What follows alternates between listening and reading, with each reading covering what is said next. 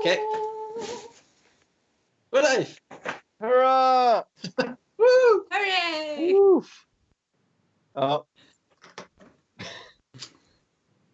Is it though? Yeah. Actually, the 7th time it's been in.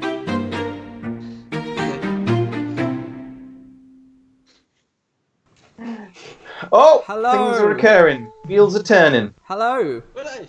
So that's Hi. it. Hello. Hi. Oh my gosh. Hooray! Welcome. Thank you so much for being so patient, guys. That was a bit of a stress. Like I think I actually look the pinnacle of stressed right now. Anyway, first of all, thank you so much for coming along. My name is Russell.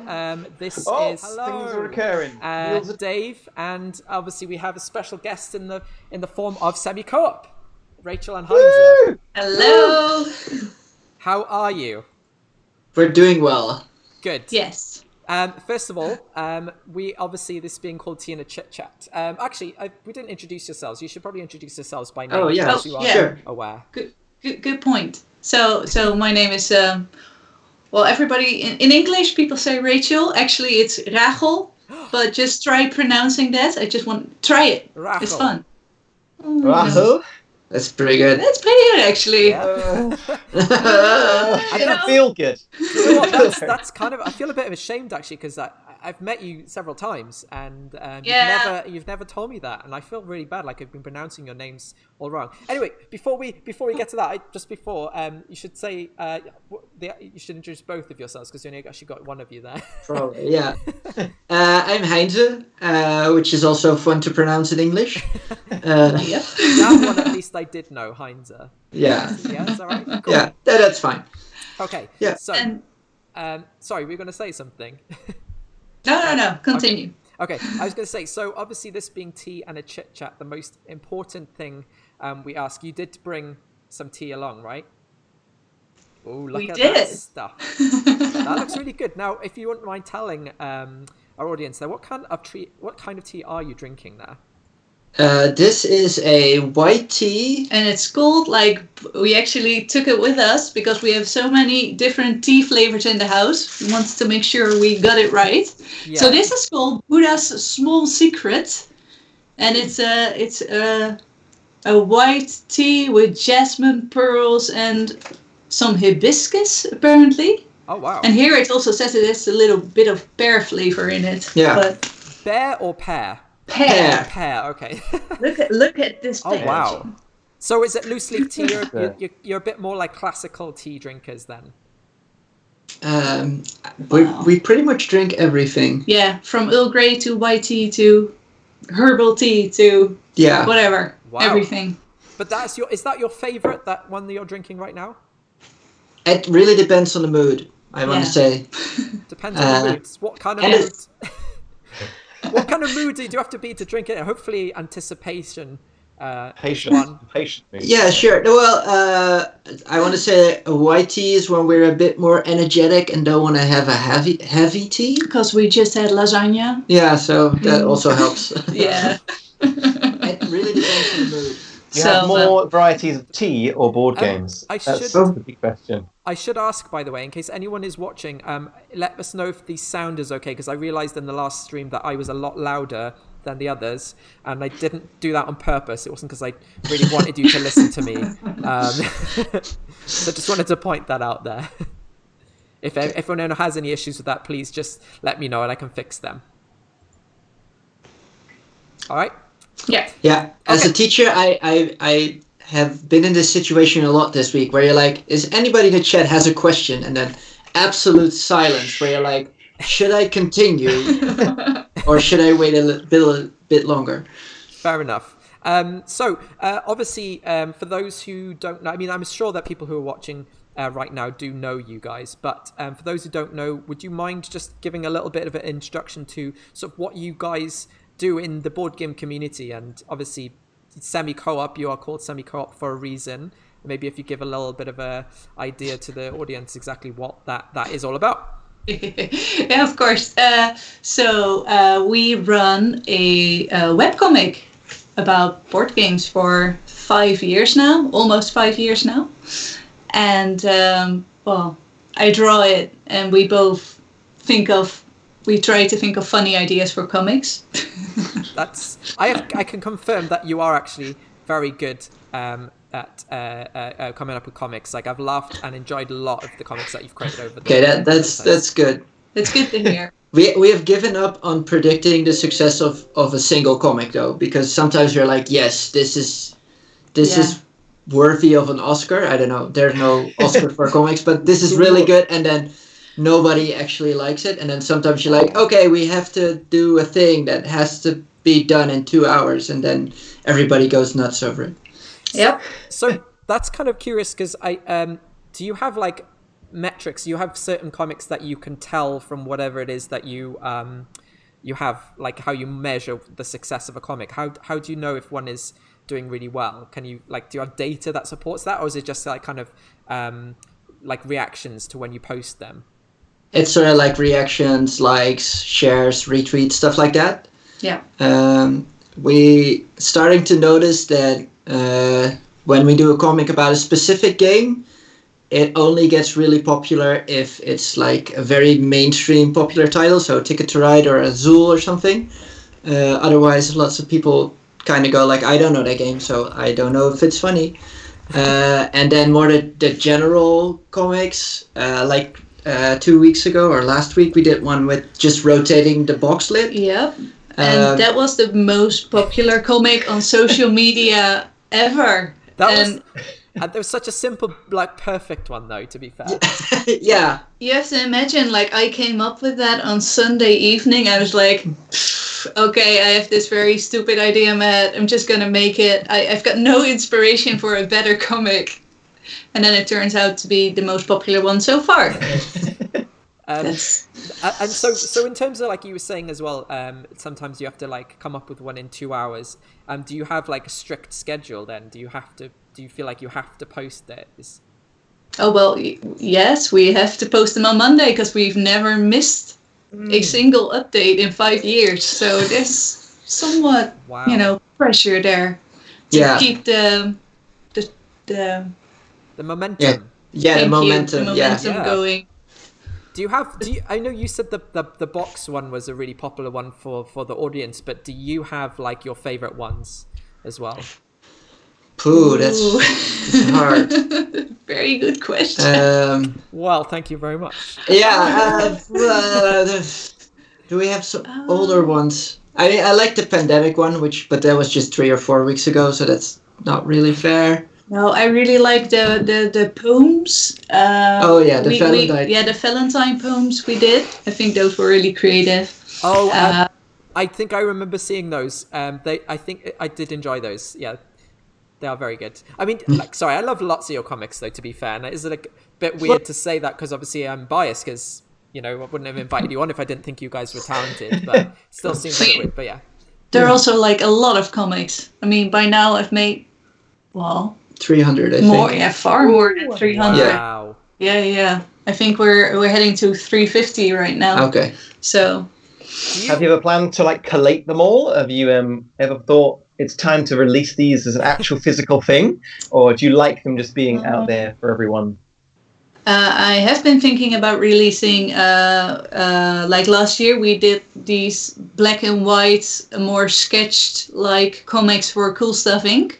Mm-hmm. I have been thinking about maybe bundling those into a book because they're all the same size and they're all in the same style and they're just they were the more silly, simple, funny jokes. Yeah. So I think they would appeal to a broader audience than our a bit more complicated weekly comics would. Mm-hmm. So I've been thinking about that. Maybe this year, although this year is kind of messed up at this point. Yeah. So maybe next year. I think we're just writing off 2020. Exactly. See you next year.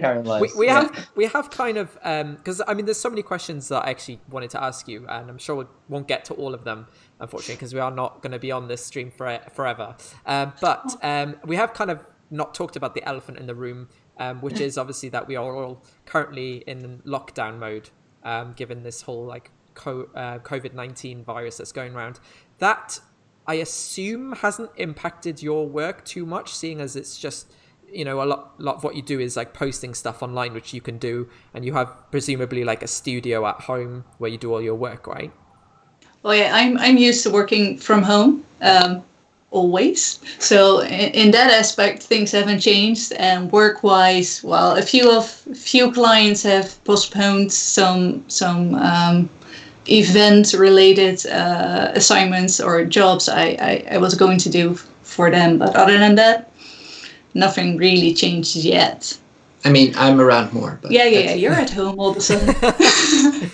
Has that been all right? Like working together a lot more? Is that been okay? Yeah, but ironically, we have like the home office studio thing. Mm-hmm. But I just have so many video chats during a day that I just end up sitting in the kitchen all day, not to disturb other people. Not Close to the tea. Perfect. Exactly, close to the tea indeed. Yeah. And so in terms of the comics, though, you obviously there was one comic that there was a tweet that you posted, which was you were wanting to post a comic about the virus. Now I know you guys fairly well. You know, we had dinner at Spiel last year when you saw the worst of me, didn't you? Actually, just to kind of give you a bit of context to that. I actually lost my credit cards, my debit card and my credit card and my driving license and stuff. And when I was in a restaurant, and I only realized when I came to pay. And I swore He's played that trick on me before as well, to be honest with you. I swore that you would think that this was just some kind of crazy ploy to like avoid paying for food, but I did actually still have enough money to pay, thankfully. But then I just had like a minor sort of meltdown because it was in the middle of like in a different country, and I thought I'd lost everything that I would need to pay for stuff. So I had a bit of a freak out. But you guys were so nice about it, and you helped me lurk. And luckily, as you know, I had a good ending in the end because I actually left it in the hall, in the Spiel hall, as I was presumably like paying for a game, and some kind person handed it in. So when I got to the hall the next day, the first thing I went to was lost property, and they were like, "Yep, we found it." So I was like, Yes. We were so happy when you told us that. Yeah. Oh my God, I can't believe it made my whole day, to be honest, my whole week. And so the reason I mentioned that is because obviously you're very nice people, and I know you a bit, but you were a bit concerned about posting something that was kind of topical, but you obviously considered that, didn't you? When you mentioned about posting, you were did you really genuinely leave it up to them to decide whether you think it was worth posting that comic? Well, I don't want to say we left it up to them, but we sort of wanted to have some sort of input, some sort of reflection. And actually, I think there was a comment from Ian from Unpopular Mechanics, it's Unpopular Mechanics, which made it sway one way. I think he actually said, "Don't do it," because yeah. He said, "Don't do it because with whatever joke you make now might not be funny in a week's time." So at that point, we didn't know what comic we were going to make. So we hadn't even made the actual comic we've posted online. So we're trying to figure out if a funny joke would have been appropriate or not, and what people's opinion would have been. Yeah, and when Ian said like, "No, you shouldn't do it because what's funny now can be very unfunny in a week or 2 weeks' time because it's a evolving situation." We actually said like, okay, we probably shouldn't do it. And then at the end of the weekend, I think I said like, okay, I think I've got a comic that is sort of like future proof. Whatever happens to the situation, it will still be appropriate. Oh, nice. So you actually benefited from currently can't hear anything. That's not good, is it? Is there a reason? That's not good at all. No, but there should be desktop audio. I wonder if that's. Can you? Thanks for tuning in. By the way, that's a bit of a shame. I could hear something when I put it on the stream earlier on. So you actually benefited. No, I can hear. Let me just check. Currently can't hear anything. I'm watching the stream back live. If you guys wouldn't mind just chatting for a second. No. Okay, yeah. You can hear us. No. You can hear us on the works. stream. I was worrying. All right. So this is like... Okay, sound works. Okay, thanks Chris and or Lindsay for making me panic. Again. You spend most of your life panicking, I think. This is very much state my of mood. fear. Yeah. This is sort of like that classic pirate radio trick where you listen into your own station, because if you go down, then you know, like, the cops are coming and you should leave now. Go, go, go! God, wait, should we have a license for this? I don't think I'm so. starting to worry about that now. Well, don't give him more things to worry about. Lordy. You need a nice chamomile, Russell. That's what you need right now. Oh God, yeah, maybe I should change up my tea. I didn't actually Nothing have with my caffeine tea in yet. it. Actually, Exactly. I should go and get it. How about your tea? Anyway, so no, it's good that actually turned that comic into something that was actually like long-standing. That's not the right word. Timeless. Yeah, Because we of course we could have made like this meme-like funny pandemic joke, Yeah. but it didn't completely feel right. And in the end, we I think through Facebook we found out that a lot of our active readers on Facebook actually mentioned that they were in Italy and they've been locked up in their houses for more than 2 weeks, and they were like completely stressed out. So they were so thankful we made a respectful comic about the topic. And then we were like, oh God, we're so happy we made this choice. So that's like is that the first time that you've ever come across a situation like that you had to really consider things in the world when you're actually posting? Because I guess most of the time it's just a board game. Right. Board games kind of supposed to last forever, and you know, when you make a joke about it, it's very much about that board game, and so it's the first time you've had to think about things in the grander, the wider world. I think it kind of was. Most of the times you can just steer clear of the topic, because, you know, there's enough situations and news in board gaming that you're like, oh, we could make a joke about it, but we'll probably open some sort of Pandora's box. Yeah. And this was the first time, like, no, we have to sort of address it because it's too big. Yeah. Yeah. But so I mean, I can't imagine it's going to be too many situations like this where you have to worry about that. But I guess it's good. Yeah, let's fingers crossed. I had them as well. I had my fingers crossed as well, Max. But yeah, I guess, you know, it's a good learning experience, and you know, it went well. And I guess it shows you as the pros that you are now. You know, you have done this hundreds of times, creating this comic. So hopefully that will show you as the pros that you are. Yeah. Yeah. Well, it's been super funny, because if we get like criticism on comics, it's about really tiny things like, oh, the game state you've drawn in this panel isn't legal, or this box should be bigger, or stuff like that. Really important things. Yes. Exactly. Really important things. We remember one time for Epic, the card game, where we did like a short comic in which we explain how a turn works, more on an emotional level than an actual technical rules-wise level. But we made sure like the rules were actually accurate. So I think Rachel in the comic plays a card and then attacks with it. And then people in the comics were like, no, you can't attack with a creature you've just summoned, blah, blah, blah. And then actually White Wizard stepped in like, no, they've drawn this creature, which has Blitz, which is allowed to attack them. Yeah. Wow. So you didn't even have to defend yourselves. Like, you got the creators of the game did it themselves. That's amazing. Yeah, that was really funny. That was really good. And then after that, right, all criticism stopped, right? Just, sure. Yeah, no, we don't really get criticism. So we've been in the safe, nice part of the internet so far. So, kind of on from that, do you ever worry? Because I know that other people I've spoken to in this industry, Ross, for example, I was with him at the AirCon last month, and he was the only person that I'm sure it does happen to other people, but he's the first person that I actually spoke to. Well, at the time, he received a very critical tweet, which was nothing that. So I don't want to kind of, because it wasn't something I cared to like give the person who actually criticized much credit, but it wasn't like a totally.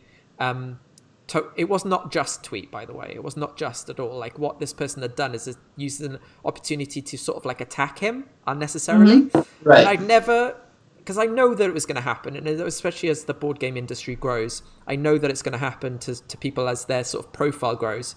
But are you worried that you will essentially get to a point where you will have to deal with like trolls? Have you even thought about it? Not really. Okay, no, yeah. The cat's on there. I exactly. I always just, I always just think that my future self will just respond with like a cat. Oh, I'm gonna say gif. That's GIF. Jive, however you want to pronounce the I word. think even in the English language, were people arguing about how to pronounce that, so don't worry. I would try to turn it around to a humor thing, but then again, I'm not sure if that's true, if it would happen to us. So that's what I would say now, but ask me again if we do get an army of trolls. Well, the thing is, obviously, it's an unfortunate kind of price cost of a growing medium, and I think unfortunately it is gonna happen to everyone who, as I said, they attain a certain level of fame, and I like this industry. I like the community. Like, so far, it still feels very nice and heartwarming, and people like got each other's back. But it's starting to seep through. You can see it coming, and I just wondered if people like you, who have a sort of larger profile, have ever considered it. But you know what? I like your attitude to it. I like the fact that you're not worrying about it now. It's it may happen. It may not happen. It may happen. I mean, we put online content or like comic content once a week. I mean, we can make a mistake. It's bound to happen at one point. So, and not even saying it would be a mistake if it would be if it would involve trolls, but it's something we'll deal with then. And to be honest, it's part of it. It's fine. I mean, I don't think I'll be emotionally attacked by it. You guys seem such reasonable people. I'm sure you'll handle it with the best method. So, Dave, I've been sitting there a bit quiet. Do you have any burning questions? Soaking it all up. I was just going to wonder, because obviously you're creating this phenomenal comic, and what is inspiring you? Are there any comics you're reading that you think, oh, this is pretty cool, we like the tone of this? And what are you reading? Ooh. Now you're going to have to be honest. I have to be honest. I don't read a lot of webcomics, like almost none. I read up to 4 players. I read Tiny Wooden Pieces. What? I have not heard of that one. They're actually a British couple. They've switched over. They did a webcomic about 5 years ago. They did it for, I want to say, 2 years maybe. Then they stopped, and now they're actually putting out a zine. Oh yeah, right. It's true. They're now making a zine which they sell at a local gaming or bookstore. I'm not really sure which of the two, but they still have like a big archive. So you could check them out. It's tinywoodenpieces.com. And sure, yes, I think it's .com. Yes, it's .com. Tiny Wooden Pieces. We're living in the days of internet search. That's so I'll just put that. Yeah, that'll be fine. It was really interesting to see how up to 4 players kind of changed their whole trajectory, because obviously they were similar. They were kind of doing that whole experience of board games, and now they turned into this whole kind of epic role-playing games webcomic, and released a rule set, I believe, for the they did as well. Which right now is pay what you want, so you can try it for free. So how long until the Semi Coop RPG comes out, is what I'm asking. Very, very, very long. It's going to be a while. Maybe we'll reskin like Gaslands or something. Nice. And we'll have to put in cars in the comics. And we've been thinking about making our own scenario for like Chronicles of Crime. Oh yeah. That would be so good. Please. Yeah, we actually asked permission from Lucky Duck, and they said, go ahead, do it. Testing. Ian Ian from Unpopular Mechanics has just actually popped into the stream. So hello Ian, and you'll be gutted you missed out on a name drop. Your name drop earlier on, but you'll have to watch the stream back to find out what it was. But needless to say, it is worth watching back. They were very complimentary about you, so. Or is it? Or am I just double bluffing? No, it is. That's it. No, that's really. So, obviously talking about board games, being that we all like board games, right? That's why we're here. Have you been playing any games lately that have been really sort of like, yes, this is amazing, we must talk about this? I have been. Oh yes. I've been a bit too excited, maybe, about Mansions of Madness. Oh, okay. Yeah.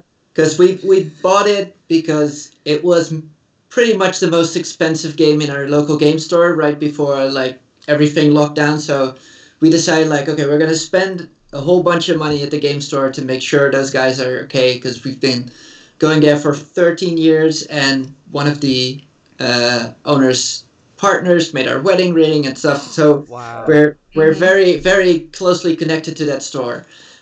So we bought Mansions of Madness, and it's been sort of the perfect game for me. It's ridiculous, it's over the top, it's extravagant, it's sort of like a popcorn flick in board game form. That's a nice description. Perfect. Yeah. You playing it 2 players, or are you playing with more?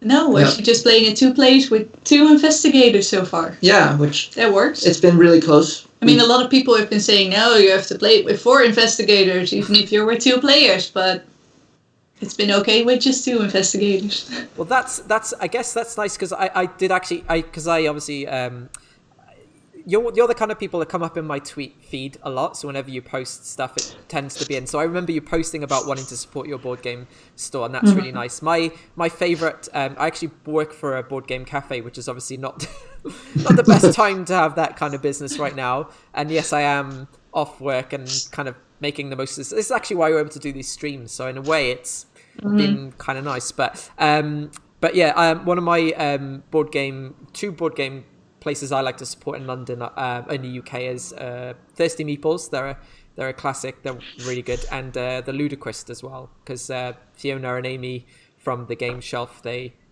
one of them works there. I think it's Amy works there. So I like to support those.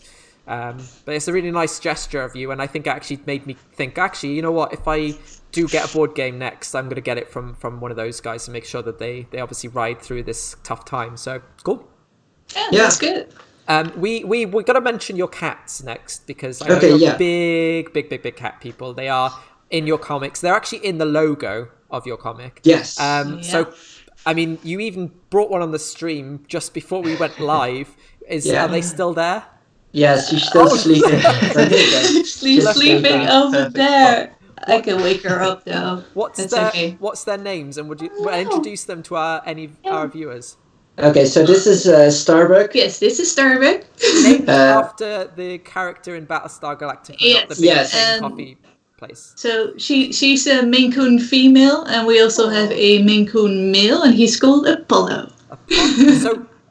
So Apollo, is that from Battlestar Galactica as well? Yeah, as well. They are both named after Battlestar Galactica characters. Yes. From the TV show. Have you played the board game, actually? We have played it once. Yes, and it was brilliant. Oh man, I played it twice, and I think I'm still not speaking to somebody from that game. So you were a human or not? So one time I was the Cylon, and one time I was the human, and the big. I don't want to get into it because it seems a bit like mean to bring it up, but it's essentially I was human. I found out one was a Cylon, and they adamantly denied it and showed a bad side to themselves, and I was like, wow, I can't believe it's only a game. So we want to just confirm, because there's a couple of bits of chat in there. They're saying they love the cats, by the way. Love the cats, but do you want to check, are either of the cats Cylons? Probably. And then it would be her. And then it would be Starbuck, because she's the one always plotting and scheming. Oh, wow. And Apollo is more like a dog mixed with a troll. Yeah. In what way? Well, we sleep on our attic, which means there's no door to close off to keep the cats out. And they both know, but Starbuck's like, okay, they're sleeping, it's fine, I'll just sit in a corner, wait till they're awake. Apollo can decide at 4 o'clock in the morning, like, it's time to get some cuddles, and then go lick your hair, stand on your face, just to get some attention.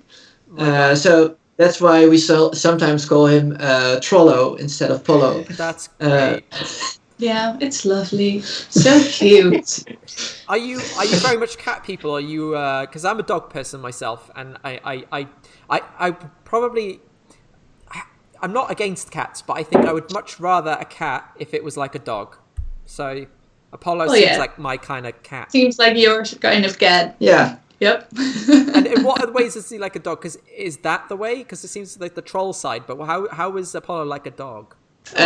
He would, like, if I come home, he would run up to you. He would first say hi. He's always enthusiastically running around you when you're walking around the house. It's a bit more, he doesn't sit on your lap or anything. He just wants to be there. Oh, it sounds lovely. I'd like actually to meet your cats one day, I think. Well, you're always welcome. You're always welcome. We actually have a spare room. Is it called a spare room? Guest room. Guest room. Thank you. We have a guest room. So. I mean, that is just super nice of you. Like, I would love to come because you're obviously it's obvious to me because I know you, but for those who don't, you're actually based in Amsterdam, right? No. We're in the Netherlands. Not so Amsterdam, and Netherlands. You've got That's what I meant. That's what I meant. I always get those two mixed up. I meant Netherlands. Sorry. Yes, but you're based in the Netherlands. Yeah. Yeah. So actually, pretty close to Essen. So if you come over to Spiel, you can drop by. We could like combine it into a trip, like so we come over and then hang out before Essen, and then go to Essen.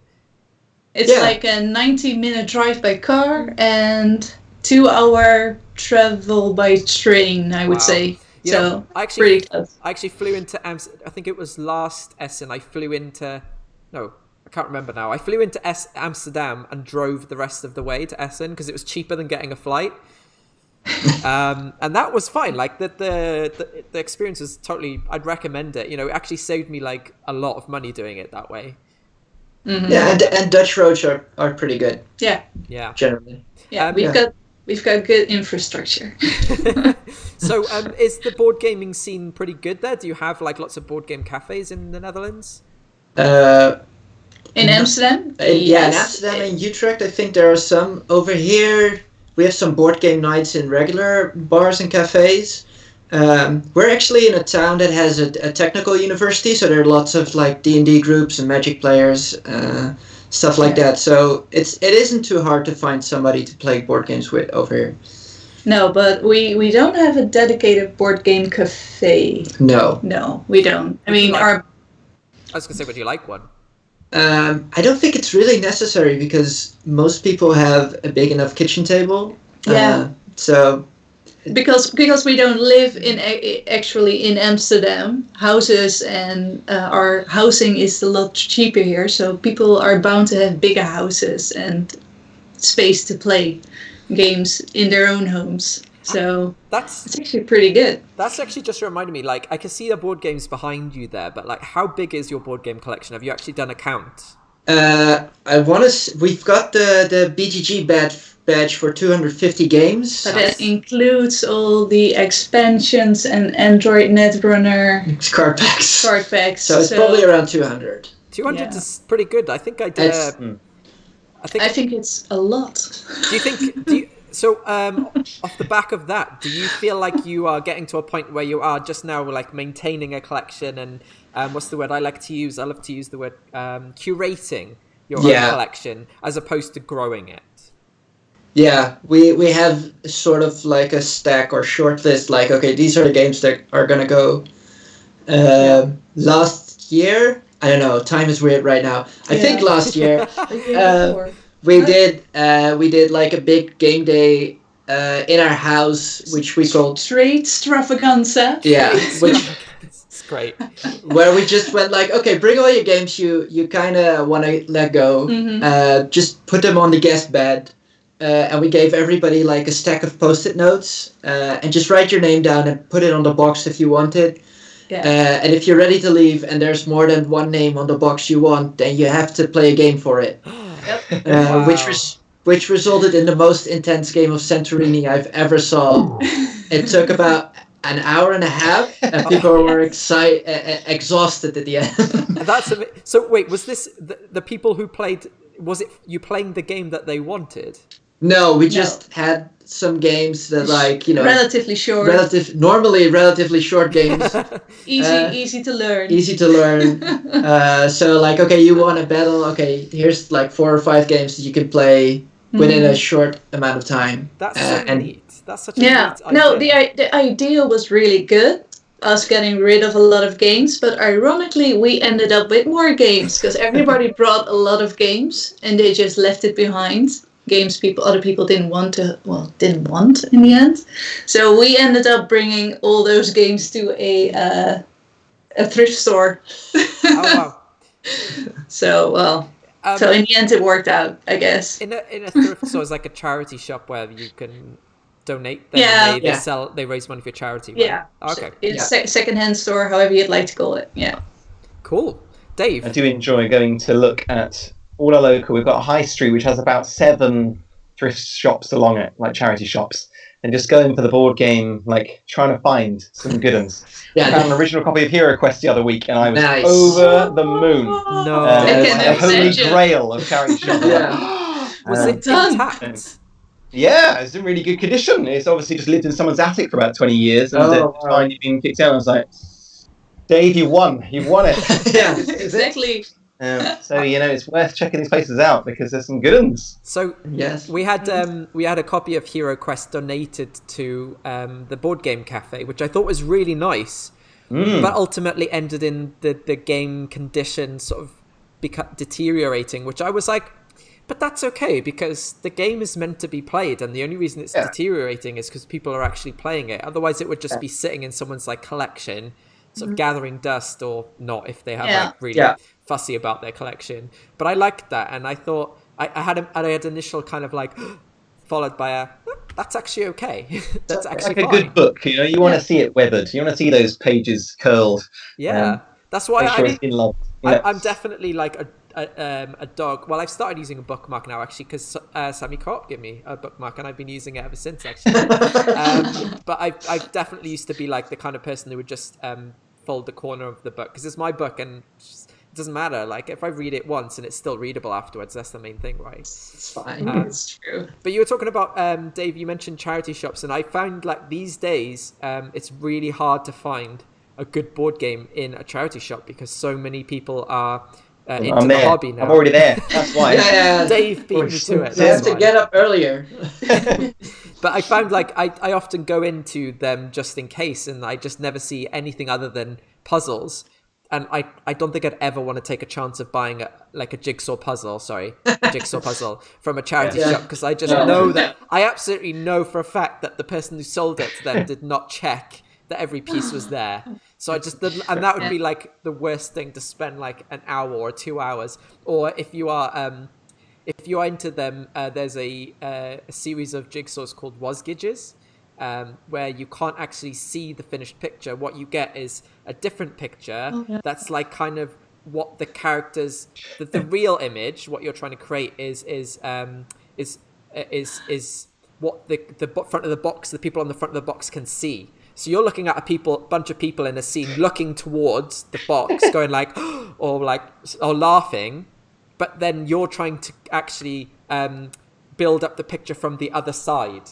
That sounds like torture. Well, that's fun to me because I feel like with a jigsaw, maybe I'm like a puzzle sadist. Yeah, sadist. Maybe a jigsaw sadist, because I actually don't like jigsaws where you can just look on the box and go, oh, that's from that bit, so I'll just go there. I like it pure, like working it out based on whether it matches other stuff. I like that. And so when I'm at home for Christmas, my stepdad always buys a new Wasgidge puzzle, and they're like 1,000 pieces. And I always spend like the good half of Boxing Day or Christmas Day actually doing one.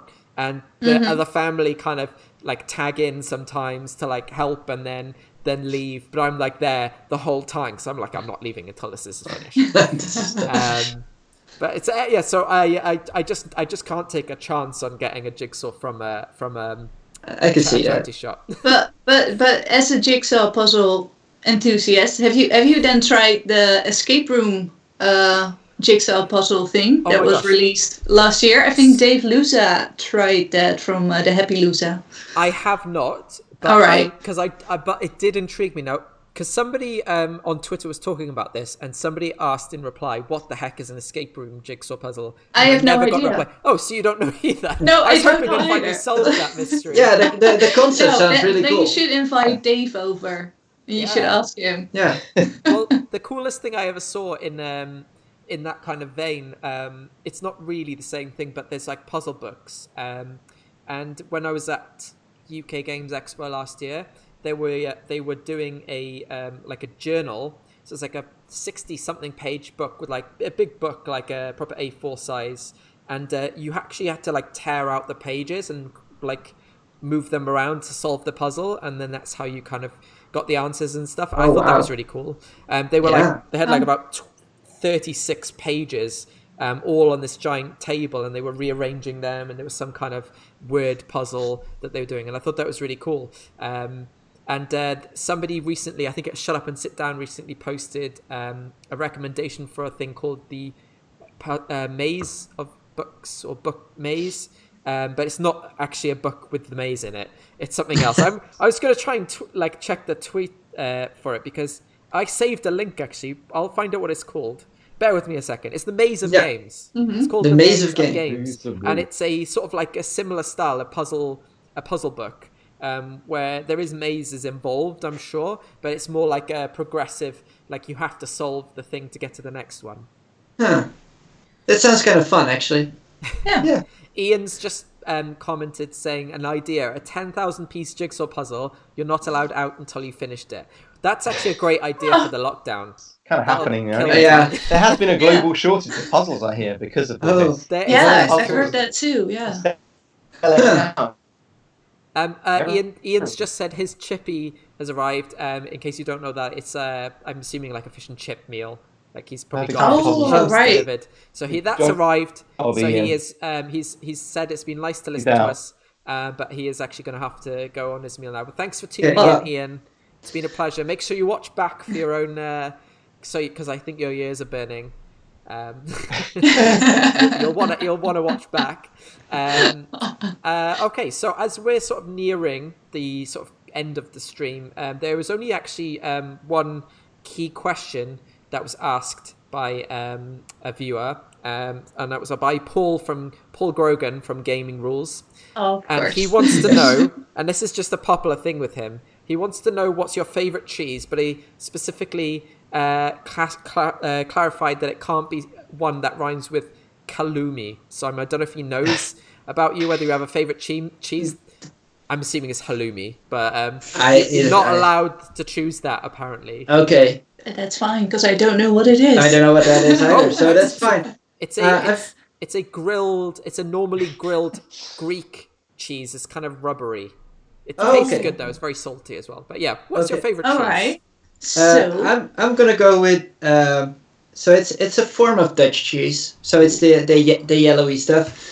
But it's cumin cheese, so it has the herb. Is it a herb? I think it's a herb. Cumin cheese. No, don't worry.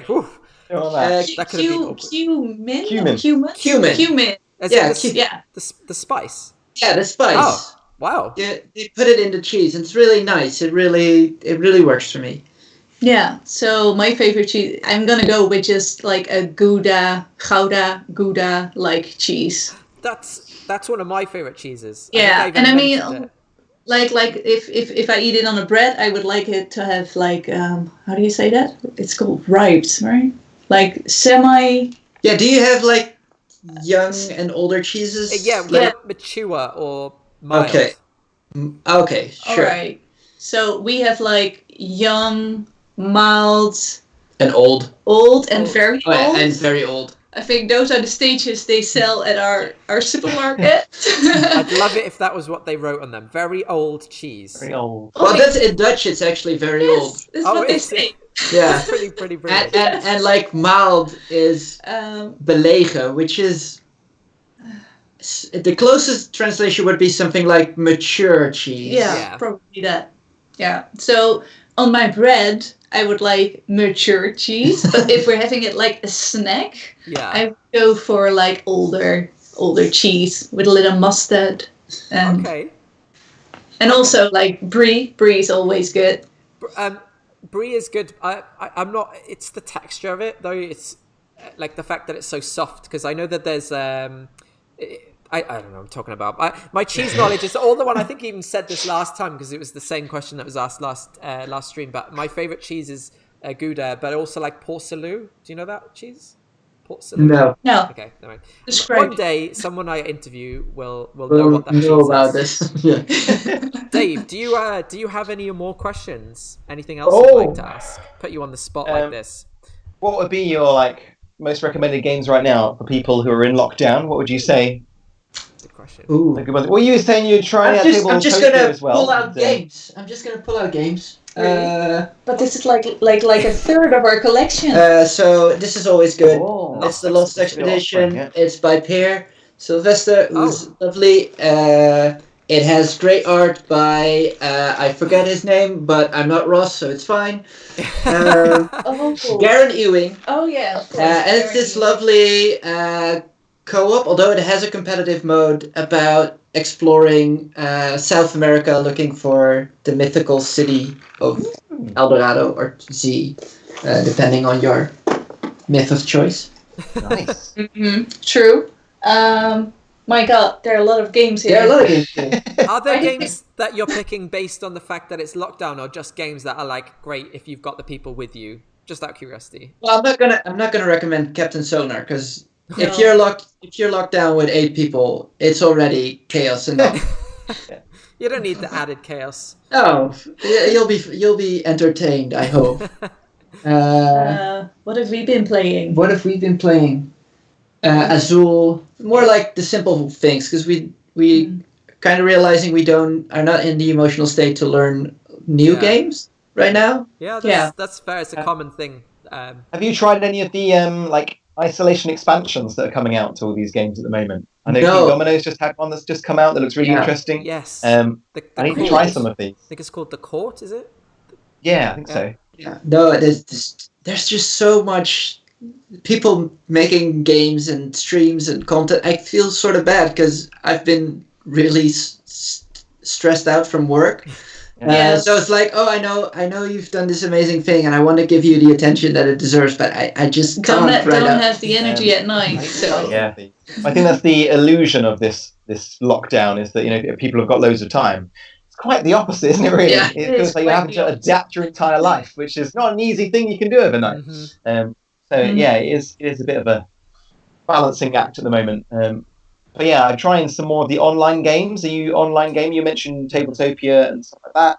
Yeah, so we're gonna this Monday. I think that's a very Dutch thing, but we have second Easter Day. We do. We're the hobbits of the Christian holidays. We have a second Christmas Day. We have a second Easter Day. We have a second Ascension Day. Yeah. We don't even have a first, do we? No, we have a second. Wow. Up on the holidays. we just go there. So we're having second Easter Day planned in as a tabletop simulator Tabletopia Day, so that should be good. And we did Quacks on Skype. Yeah, we did play Quacks on Skype. That was a lot of fun, and we saw that good. K2 is also on Tabletopia, and we love K2, so we would like to introduce that to a few friends at this point. Tabletopia is actually my preferred app for online stuff, because I think just the interface makes it feel more like you are. I think it's just the rules. I actually, to be fair, I haven't actually played Tabletop Simulator, so I haven't actually tried it. But from what I've seen, it's a bit more fiddly to use. It looks quite fiddly. Yeah, we did the intro tutorial. This is like learning how to 3D model. There's a lot of hotkeys and shortcuts. So it's like a sorry. I was going to say it feels like you like it almost like a degree or thing to actually be able to use that. But I'm not prepared to learn. I'm okay to learn a game, but I'm not okay to learn a way to play a game. No, Right, yeah. no, I can imagine that. I mean, they do have some very, very interesting or good titles on there. Like It's a Wonderful World. They had Wingspan. Yeah. They have that. They have a bunch of good games on Tabletopia as well. Yeah, that's true. Even though it's like less, I think there's probably less on there. I'm not sure, but it feels like there is a bunch of really good games, and including really new ones. And then they've got a lot of games that people have just added themselves, which aren't that good. That don't look that good. Yeah. Well, I saw that Tabletopia had Fugitive, which is something else I want to try with friends because it's so good. It's really good. I own Yes. Wait, can I grab it? What, Fugitive? Yeah. Oh no, it's downstairs. It's downstairs. Oh, yeah. We keep moving games from upstairs to downstairs, so we never know where a game is. What's the criteria? What makes it an upstairs game? I'm assuming that's one of them is better than the other. No, not really. It's more like if a game has been downstairs for a while, we've played it a couple times, it goes upstairs, so we can move some upstairs games downstairs and vice versa. Downstairs is easier to get to, so they kind of like the games that you wanna play more. Yeah, probably. I'm not But sure, that's I think it's more of a feeling. yeah, because I just realized Dice Throne is behind here, and that's often a game where we're like, okay, it's late, but we want to play a game, so let's just do a quick game of Dice Throne. So it's not always easier or better. Or It's funny how you haven't clearly, like, just based on the fact that you said no, there's no difference, but clearly there is, and there's like a psychic kind of link between the two, which is obviously you both are on the same page about whether it's an upstairs game or a downstairs game. But I love it. Yeah. It's chaos, but we'll organized chaos. We'll put up some rules at one point, but right now it's just... We just, actually the first comic we ever made is about this subject. Yeah. That games are spread out through our house. And it's still that way 5 years later. That's cute. Well, that's actually a really sweet way to end the stream, because we actually come to the end of the time. I let it run over a couple of minutes because obviously we started late. Guys, thank you so much for taking part in this. I hope it's been fun for you guys. It has been. No. That's terrible. Can we cut that out? Oh, it's live. It's live, too bad. It's in now. No, honestly, you've been really lovely guests. You're really lovely people. I know I've met you a few times. And, if obviously, if you ever see them at a convention, hopefully there will be more conventions this year that we can bump into. Yes. Just come say follow hi. the rules that Ross was talking about last week. Those were really good. Yes. Perfect. Well, and thanks, Dave, as well. I know I kind of talk a lot, and I feel bad because I really feel like I enjoy it. Like Get to be inside. It's lovely. Yeah. But yeah, thanks so much for everybody who's watching. If you'd like to watch it again, it'll be on YouTube. So in case you tuned in a bit late, you can always just go back and check it out on the end, because they will be available to view on demand on our YouTube channel. And if you'd like to follow us, if you'd like to follow Semi Coop, you're on Instagram and Twitter. That's your main. Yeah. Facebook, Instagram, Twitter, the YouTube even. We have a YouTube. We have a secret YouTube channel. Yeah, it's YouTube channel. No, it's not secret. It's just very inactive. Yeah. But maybe that'll change soon. Yeah, because exclusive. Did we just get an exclusive? Well, I've got some more time on my hands, and I want to try out the new character animator puppet tools from Adobe. So subscribe. I'm subscribing. So in all social medias, we're like, just find us as Semi Coop. Aren't you lucky to have that? Like, yes, nice. Makes sense. I'm trying to think. Suitable, relevant title that's easy to remember, and you've got it across all platforms. I'm so jealous. Yes. This is coming from us, and you can see on the bottom there, it says number 4, Chit's N giggles. I'll always resent that we don't get that. But yeah, that's actually, in case you do want to follow us, we're mainly active on Instagram and Twitter, so you can see the handles on there at the bottom as well. But yes, we'll wrap up the stream there. Thanks, Dave. Thanks, Rachel. Rachel. Thanks, Rachel and Heinze for joining us. And we've had fun. So yeah, if you'd like to check out our YouTube channel as well, which is where you're watching this right now, so you know where it is. And hopefully see you on the next stream. We will be, by the way, interviewing Paul Grogan from Game of Rules Vids on Tuesday at 6 p.m. We'll have a question ready for him. Yes, please do. Maybe please something do. with cheese. Yeah. Wow, he won't be expecting that. No. I'm that's just gonna like. For the viewers at home. There's Cholo himself. Starbuck, yeah. Perfect time to end. Thanks, guys. We'll see you on the next stream.